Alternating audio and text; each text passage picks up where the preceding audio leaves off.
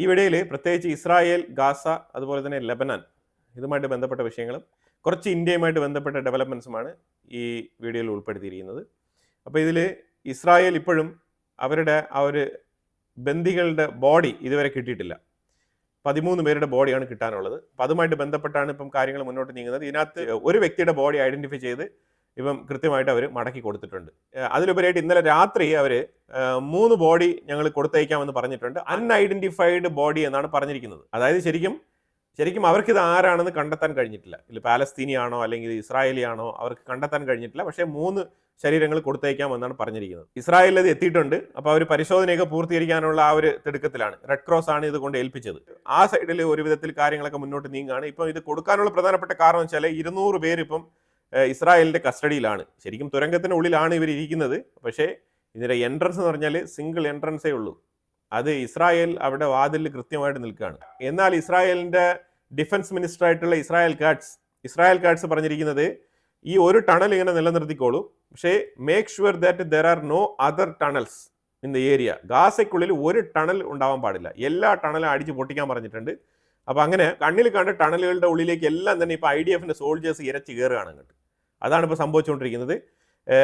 നമുക്ക് ശരിക്കും മനസ്സിലാക്കാൻ പറ്റുന്നത് 200 പേരെ പഞ്ഞിക്കിടാൻ വേണ്ടിയിട്ടുള്ള ഏർപ്പാടാണ് ഇസ്രായേൽ ഇപ്പോൾ നോക്കുന്നത്.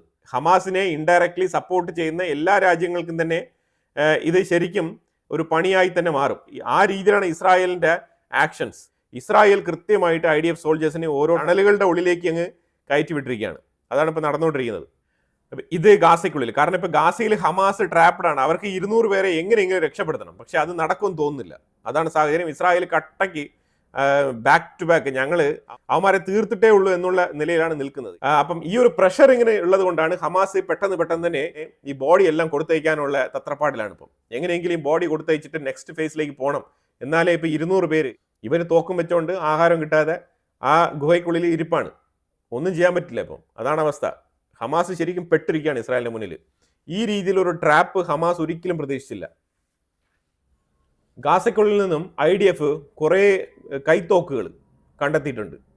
ഈ കൈത്തോക്കുകളെല്ലാം തന്നെ ഈജിപ്തിൽ നിർമ്മിച്ച് കൊടുത്തയച്ചതായിട്ടാണ് ഇപ്പോൾ IDF കണ്ടെത്തിയിരിക്കുന്നത്. ഈജിപ്തിൽ നിന്നും, അതായത് ആയുധങ്ങൾ ഏറ്റവും കൂടുതൽ കടന്നു പോകുന്നത് ഈജിപ്തിൻ്റെ സൂയസ് കനാൽ വഴിയാണ് ബെയ്റൂത്തിലേക്ക് എത്തുന്നത്, ഇവിടെ ലെബനാനിൽ. ഇതിനെക്കുറിച്ചുള്ള മാപ്പ് ഞാൻ ഇതിന് മുമ്പ് ഇട്ട വീഡിയോയിൽ ഇൻസൈറ്റ്സ് മലയാളം എന്ന് പറഞ്ഞ നമ്മുടെ മെയിൻ ചാനൽ കിടപ്പുണ്ട്. അപ്പോൾ ഇതിനകത്ത് നിങ്ങൾ വളരെ വ്യക്തമായിട്ട് മനസ്സിലാക്കേണ്ട വിഷയം എന്ന് പറഞ്ഞാൽ ഈ ബെയ്റൂത്തിലേക്ക് ഇപ്പോഴും ആയുധം തകൃതിയായിട്ട് കടത്തുന്നുണ്ട്.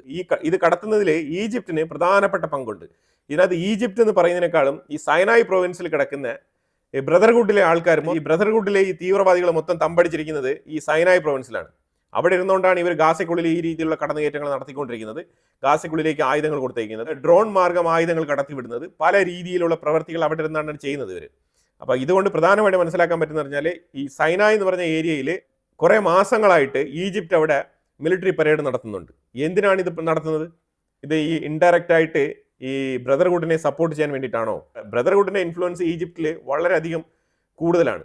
ഈ ബ്രദർഹുഡിൻ്റെ ഇൻഫ്ലുവൻസിലാണ് അവരുടെ പഴയ നേതാവായിട്ടുള്ള മുഹമ്മദ് മുർസി എന്ന് പറഞ്ഞ നേതാവൊക്കെ അവിടെ നിന്ന് റീപ്ലേസ് ചെയ്യപ്പെട്ടതും അവസാനം ജയിലിൽ അടയ്ക്കപ്പെട്ടതും പിന്നെ ബാക്കിയുള്ള കാര്യങ്ങളൊന്നും പറയണ്ട. ആ രീതിയിൽ അയാൾ തൊലഞ്ഞ് ചിന്നാഭിന്നമായത് ഈ ബ്രദർഹുഡിൻ്റെ ഇൻഫ്ലുവൻസ് ഉള്ളത് കൊണ്ടാണ്. ഇതേപോലെ ബ്രദർഹുഡിൻ്റെ ഇൻഫ്ലുവൻസിനെ ഇഗ്നോർ ചെയ്യാൻ പറ്റാത്ത ഒരു രാജ്യമാണ് ഈജിപ്ത്. അതുകൊണ്ട് തന്നെ ഇപ്പോൾ ഇതിനകത്ത് ഏറ്റവും കൂടുതൽ ഡൗട്ട് രൂപപ്പെട്ടിരിക്കുന്നത് ഈജിപ്ത് ത്രൂ തന്നെയാണ് ഈ ആയുധങ്ങൾ കടത്തപ്പെടുന്നത് എന്നാണ് മനസ്സിലാക്കാൻ പറ്റുന്നത്. ഇനി നേരെ ലെബനാന്റെ ഉള്ളിലേക്ക് വന്നു കഴിഞ്ഞാൽ തകൃതിയായിട്ടുള്ള ആക്രമണങ്ങളാണ് പല സ്ഥലങ്ങളിലും. ബെയ്റൂത്തിന്റെ സൗത്ത് സൈഡ് തൊട്ട് പല ഭാഗങ്ങളിലേക്കും ആക്രമണം. ഞാനിവിടെ ഫൂട്ടേജസ് ആഡ് ചെയ്യുന്നുണ്ട്. അത് നിങ്ങൾ കണ്ടു കഴിഞ്ഞാൽ തന്നെ നിങ്ങൾക്ക് മനസ്സിലാക്കാൻ പറ്റും. വിവിധ തരത്തിലുള്ള 3-4 ലൊക്കേഷനുകൾ ടാർഗറ്റ് ചെയ്താണ് ഇസ്രായേൽ എയർ സ്ട്രൈക്ക് നടത്തുന്നത്. അത് നമുക്കിങ്ങനെ പറഞ്ഞ് മനസ്സിലാക്കാൻ പറ്റത്തില്ല. അത് ഫൂട്ടേജ് കാണുമ്പോൾ നിങ്ങൾക്ക് വളരെ വ്യക്തമായിട്ട് മനസ്സിലാക്കാൻ പറ്റും. കൃത്യമായിട്ടുള്ള ടാർഗറ്റുകൾ സെറ്റ് ചെയ്താണ് ആക്രമണങ്ങൾ നടത്തുന്നത്. നിരവധി പേർ കൊല്ലപ്പെട്ടിട്ടുണ്ടെന്ന വാർത്തയാണ് വരുന്നത്. ഇതിനകത്ത് ഒരു വിഷയം വളരെ വ്യക്തമാണ്. Lebanon back to the war, അതാണ് മനസ്സിലാക്കാൻ പറ്റുന്നത്. എങ്ങനെയാണോ സീസ് ഫയറിന് മുൻപ് ഉണ്ടായിരുന്ന ലെബനാൻ, അതുപോലെ ടാർഗറ്റ് ചെയ്ത് ഇസ്രായേൽ കൃത്യമായിട്ടുള്ള ആക്രമണങ്ങളാണ് നടത്തിക്കൊണ്ടിരിക്കുന്നത്. ഇതിനകത്ത് ലെബനാൻ ഗവൺമെന്റിന് ഒന്നും പറയാനില്ല. ലെബനാൻ ഗവൺമെന്റ് വീണ്ടും ഇന്ന് ആവർത്തിച്ച് പറഞ്ഞിരിക്കുകയാണ്, ഹിസ്ബുള്ള നിങ്ങൾ ആയുധം താഴെ ഇടുക, അല്ലെങ്കിൽ ഇസ്രായേൽ അറ്റാക്ക് നിർത്തില്ല എന്നുള്ളത് ലെബനാന്റെ ഗവൺമെന്റ് തന്നെ ഉറപ്പിച്ച് അങ്ങ് പറഞ്ഞിരിക്കുകയാണ്. അല്ലാതെ വേറെ നിവൃത്തിയില്ല. ഈ രീതിയിലുള്ള എയർ സ്ട്രൈക്ക് ഒന്നും ലെബനാനെ കൊണ്ടൊന്നും ഇസ്രായേലിനെ റിറ്റാലിയേറ്റ് ചെയ്യുക എന്ന് പറഞ്ഞാൽ നടക്കുന്ന കാര്യമല്ല. അതാണ് മനസ്സിലാക്കാൻ പറ്റുന്നത്. അപ്പുറത്തെ സൈഡിൽ സിറിയ ആണെങ്കിൽ സിറിയ ടോട്ടലി ഇസ്രായേലിന്റെ സൈഡിലും അമേരിക്കയുടെ സൈഡിലേക്കും വീണ് കഴിഞ്ഞു.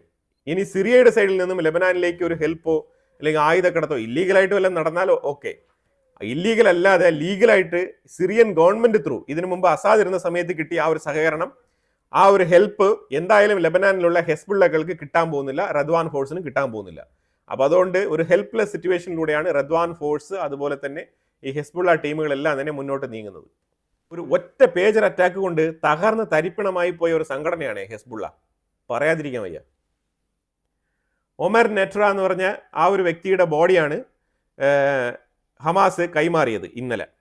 അമേരിക്കയിൽ സെൻകോമിൽ നിന്നും ഒരു റെപ്രസെൻറ്റേറ്റീവ് ഇസ്രായേലിൽ വന്ന് ഇറങ്ങി ആ ബോഡി ഏറ്റുവാങ്ങുകയും അതിന് സല്യൂട്ട് കൊടുത്ത് അന്ത്യോപചാരം നൽകുകയും ചെയ്തിട്ടുണ്ട്. ഇസ്രായേലിൻ്റെ ഉള്ളിൽ ജെറുസലേമിലെ ഒരു തീവ്രവാദാക്രമണം, ഒരു അറബ് ബസ് ഡ്രൈവർ ആക്രമിക്കപ്പെട്ടു. അതുപോലെ തന്നെ ചെറിയ ചെറിയ രീതിയിലുള്ള ആക്രമണങ്ങളൊക്കെ ഇസ്രായേലിൻ്റെ ഉള്ളിൽ നടക്കുന്നുണ്ട്, തീവ്രവാദപരമായിട്ടുള്ള ആക്രമണങ്ങൾ. ശരിക്കും ഒരു 3 അറബ് കമ്മ്യൂണിറ്റിയിൽപ്പെട്ട ആൾക്കാർ തന്നെ കൊല്ലപ്പെട്ടിട്ടുണ്ട് ഇസ്രായേലിൻ്റെ ഉള്ളിൽ തന്നെ.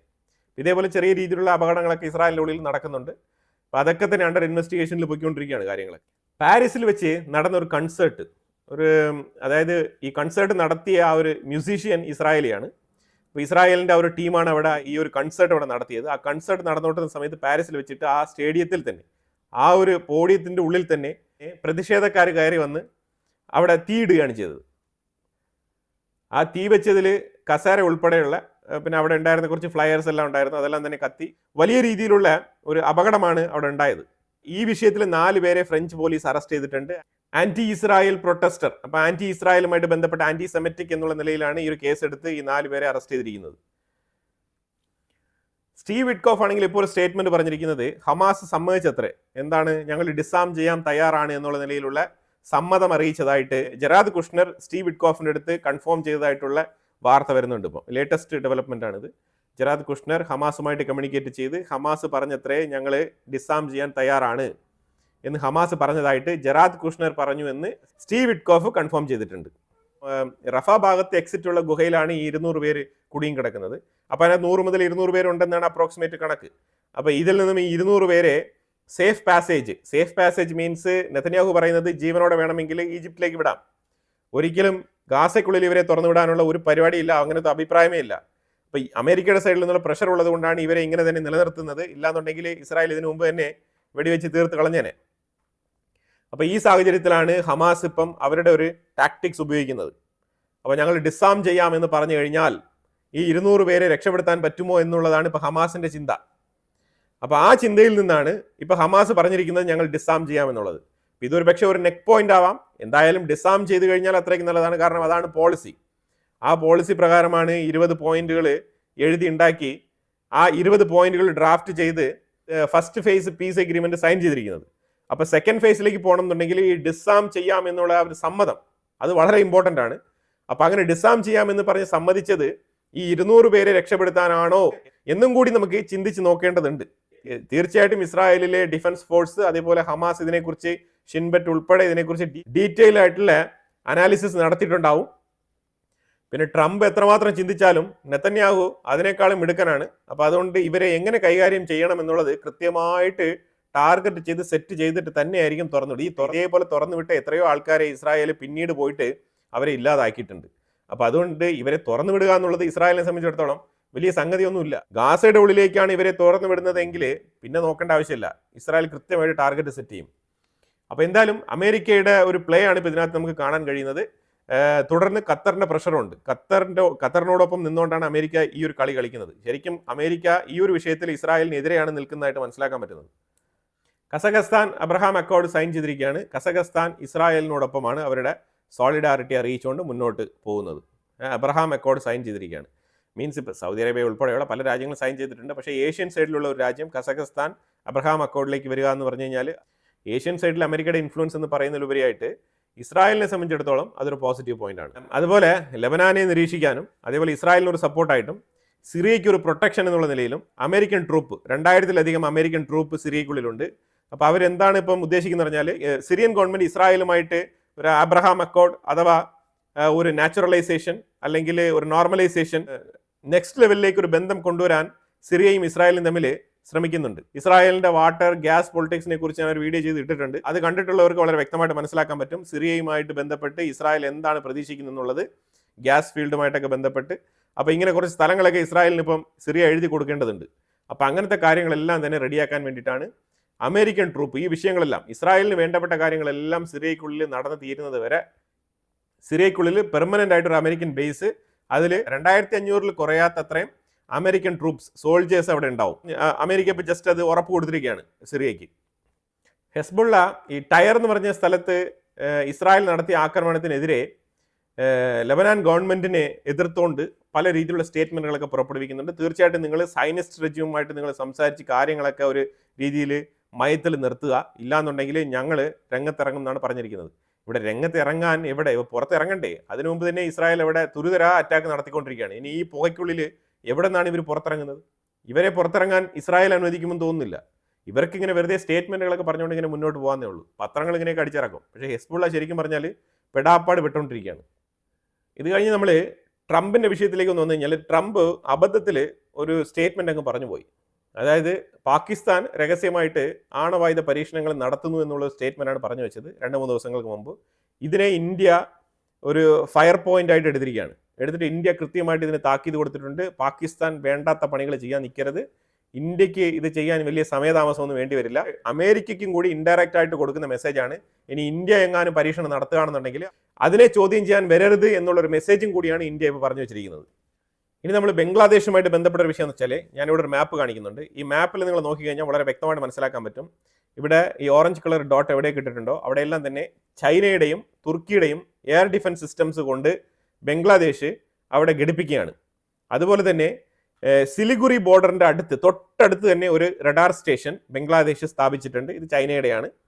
അപ്പോൾ ഇങ്ങനെ ചൈനയുടെ ഇൻഫ്ലുവൻസും തുർക്കിയുടെ ഇൻഫ്ലുവൻസും ഏറ്റവും കൂടുതൽ ബംഗ്ലാദേശിന്റെ ഉള്ളിൽ പ്രവർത്തിക്കുന്നതായിട്ടാണ് നമുക്ക് കാണാൻ കഴിയുന്നത്. ബംഗ്ലാദേശ് ഇത് എന്തിനുള്ള പുറപ്പാടാണെന്ന് നമുക്കറിയില്ല. ഈ സിലിഗുരി ചിക്കൻ നെക്ക് ഇന്ത്യ അങ്ങ് എക്സ്പാൻഡ് ചെയ്തുള്ള പല വാർത്തകളൊക്കെ നമ്മളിവിടെ കാണുകയുണ്ടായി. ഞാൻ അപ്പോഴും പറഞ്ഞിട്ടുണ്ടായിരുന്നു, ഇതിനെക്കുറിച്ച് ഉറപ്പായിട്ട് എന്തെങ്കിലുമൊക്കെ വാർത്തകൾ വന്നാൽ മാത്രമേ നമ്മൾ ഇതിനെക്കുറിച്ച് പറയുകയുള്ളൂ എന്നുള്ളത്. ഇതുവരെ ഈ വിഷയത്തിൽ ഗവൺമെന്റ് ഓഫ് ഇന്ത്യയുടെ സൈഡിൽ നിന്ന് ഒരു കൺഫർമേഷൻസും വന്നിട്ടില്ല. സോഷ്യൽ മീഡിയയിൽ വരുന്ന വാർത്തകൾ മാത്രമാണ് നമുക്ക് അറിയാൻ കഴിയുന്നത്.